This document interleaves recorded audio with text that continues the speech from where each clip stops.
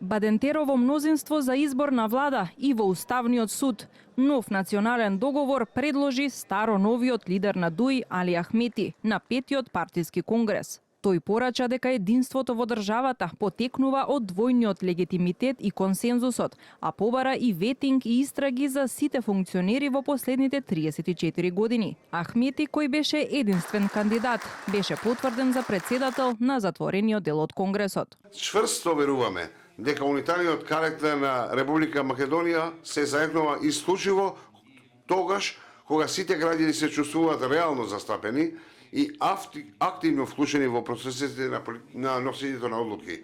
Унитарната држава може да биде функционална и стабилна само доколку се темели врз довербата и лојалноста на сите заедници што живеат во неа. Најавената кадровска реконструкција, според најавите, ќе ја врши ново избраниот Генерален совет на партијата, а 737 делегати од сите ограници на ДУИ гласа и за 4 стратешки резолуции, меѓу кои е заложба за зајакнување на унитарниот карактер на државата, како и стратешката определба за членство во Европската унија. Секој нов состав на владата да ја добие довербата во собранието, не само со мнозинство од вкупниот број на пратеници, туку и со мнозинството од пратениците кои ги представуваат немнозинските заедници. Ова ќе овозможи владата да ужива двоен легитимитет и реално да ги представува сите заедници.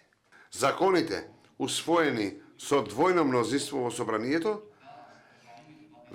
основна Бадентер, не смеат да бидат поништени од Уставниот суд без двојно мнозинство и во рамките на судскиот состав. Конгресот започна со промотивен спот за политичката улога на ДУИ и нивните истакнати членови од 2001 па досега, а партискиот лидер побара младите и диаспората повеќе да се вклучат во општествено-политичките процеси во земјава. Една од резолуциите која потекна од говорот на Ахмети беше и зајакнување на принципот на владење на правото. Тој побара и продлабочување на децентрализацијата на локалната самоуправа и нивна финансиска автономија.